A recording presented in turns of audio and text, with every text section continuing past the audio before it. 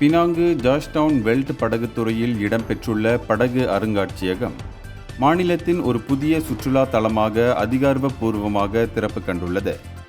இது தினமும் காலை 9 மணி முதல் இரவு 10 மணி வரை செயல்படும் என்று அறிவிக்கப்பட்டுள்ளது. இந்த மறுசீரமைப்பு திட்டத்தின் மூலம் இந்த பழமையான படகு ஆசியாவின் முதல் மிதக்கும் அருங்காட்சியகமாக பேணப்படுகிறது. இதில் ஊடாடும் கண்காட்சிகள், கப்பல் தலைவரின் அறை மற்றும் என்ஜின் அறை போன்ற இடங்களை முதல் முறையாக பொதுமக்கள் காண முடியும்.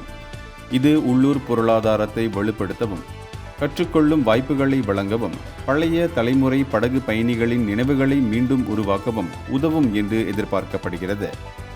அது மட்டுமின்றி அருங்காட்சியகத்தின் திறப்பு பினாங்கு மாநிலத்தின் கடல்சார் பாரம்பரியத்தையும் நீர்வழி போக்குவரத்து சரித்திரத்தின் அடையாளத்தையும் மேலும் வலுப்படுத்துகிறது.